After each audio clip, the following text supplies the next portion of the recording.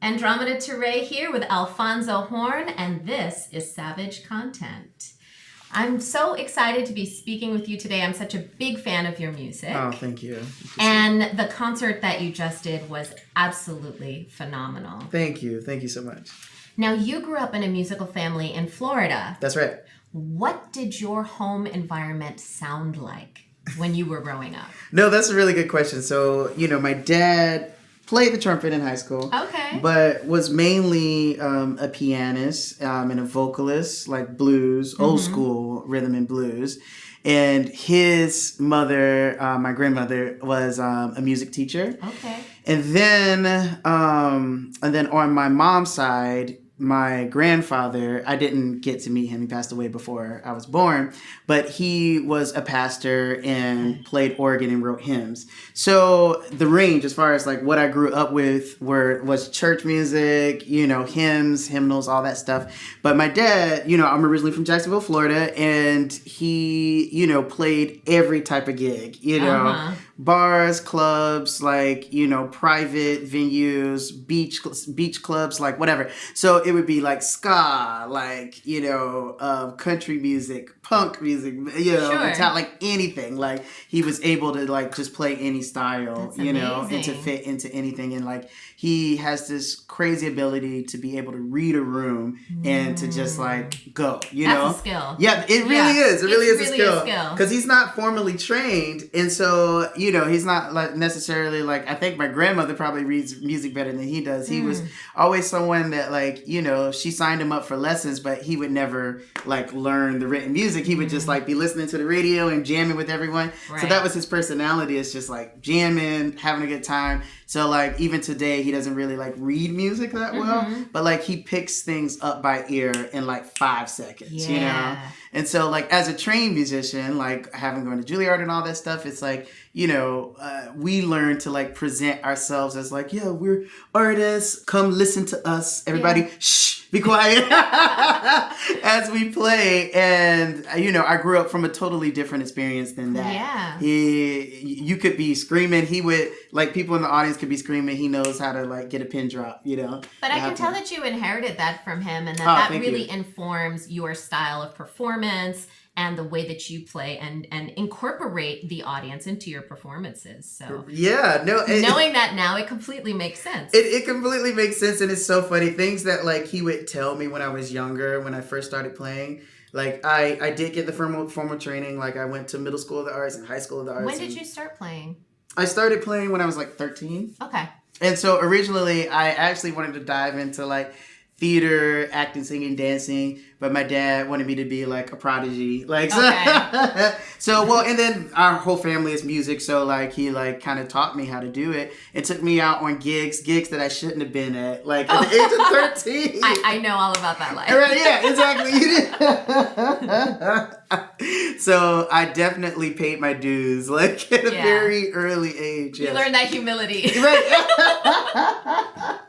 Yeah. Crazy. Just seeing all kind of crazy things. Like, I'll just give this anecdote of like, recently, like almost 2 years ago now, but, that's recently with a pandemic. Right, exactly. In the middle. So yeah, I was with a band, Sammy Miller.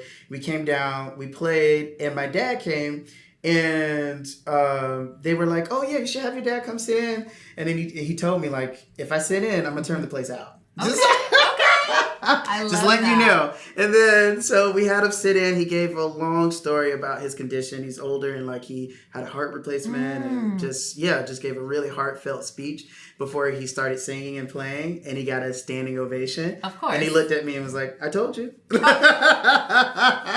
I love your dad now. Right, yeah. He's crazy. He is a wild man, yes. That's so funny. So besides your dad, who were your first musical role models? Like who were the artists that you like transcribed the most when you were a kid? I love that. Yeah, so like I said, my dad taught me how to play the trumpet and we were my first records were Rick Braun actually, Right. and then definitely Miles, but he would transcribe it for me. He would like write down like Miles' solo, but like he doesn't write written music, so he would just write the letter and the fingering for the trumpet. And like I would learn it verbatim, Okay. but then I would also like learn Flintstones melodies, Jetsons. Sure, yeah. Like, Back I Love when Lucy. Kid songs had good harmonies right, and exactly. intervals.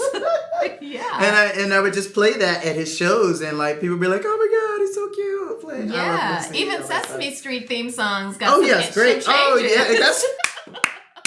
Okay, got to practice that in all 12 keys. Yeah, That's right. That's right before you get to Giant Steps. Right, exactly. Yeah. You know. So yes, Go ahead. So it was him, my dad, obviously. But then I went to school. My middle school was La Villa School of the Arts.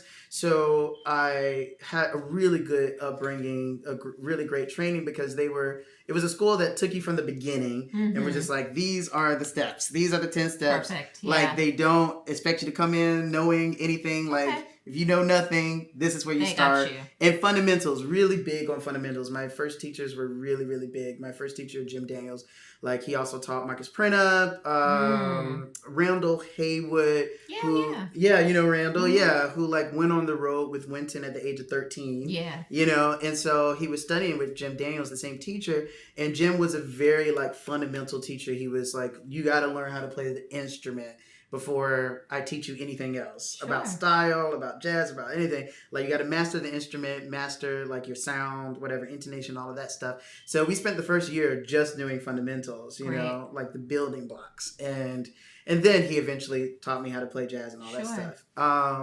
So he was very influential. Then I would imagine, the next person would be, I did listen to Clifford Brown a lot, but then really from there was Winton. Yeah. Was a really big influence. And I don't think he even remembers like the very first time we met.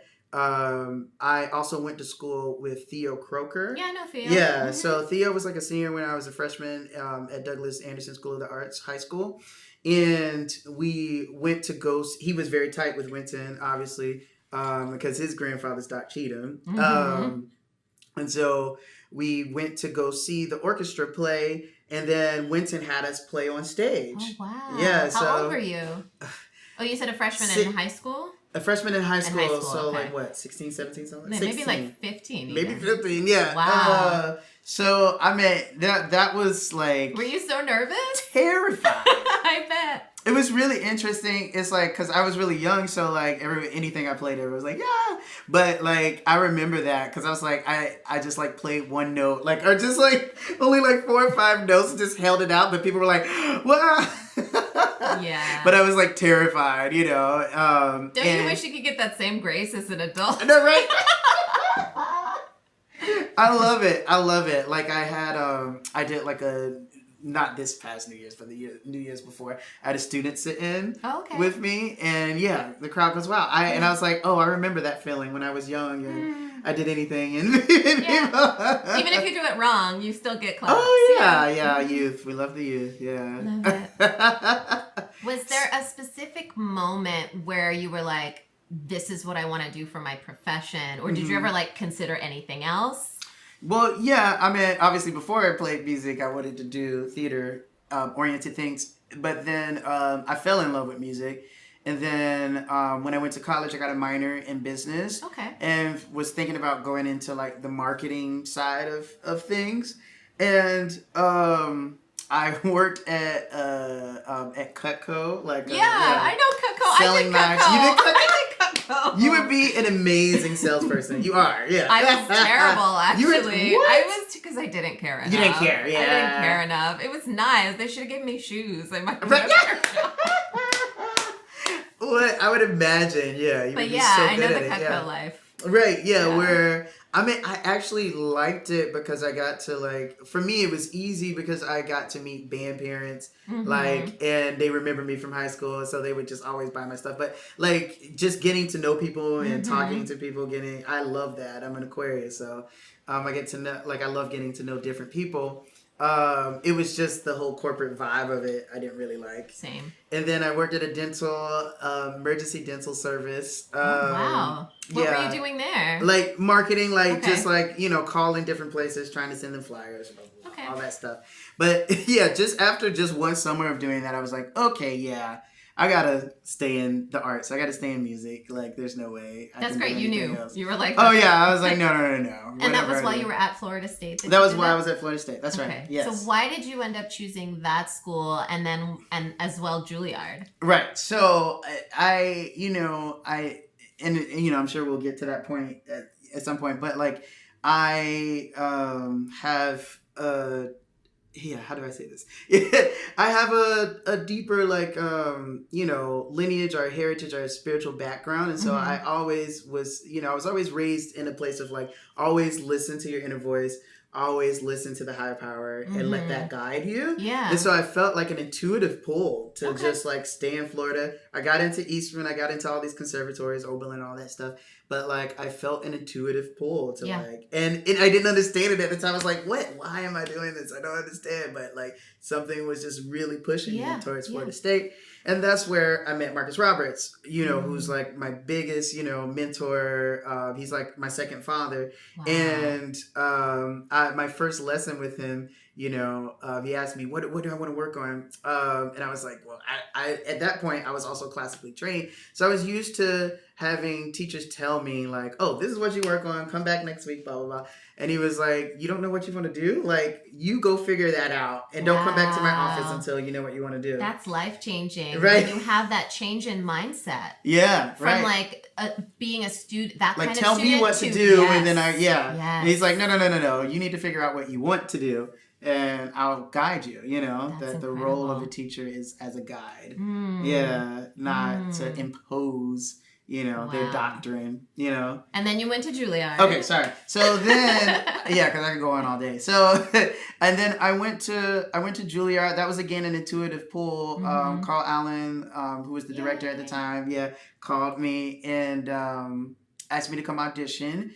And then I actually took a year off after undergrad. So I was like, call me next year. Okay. And then he called me and was What'd you do on your year off? Wait a minute. Oh, wait. What did I do? Can't gloss over Pina that. coladas, no. So I worked I did Disney All-American College Band. Fun. And then, it was fun. Working for the rep. I was like too much of a like serious musician at the time. But then by the end of the program, I was like, yes, I love this. It's amazing, Like the moment where it kind of switched for me was like when one of the parents, like there would be families that came to every show, like every day. And we did 5 sets a day, 5 sets a day, 5 days a week. Yep. And if they missed it, they would send us a Facebook message being like, sorry, we missed it. But there was one time a parent came to us like in tears, like, my kid, her kid was like disabled from the waist down and couldn't move, but he would get out of his wheelchair as best as he could every time he saw us play.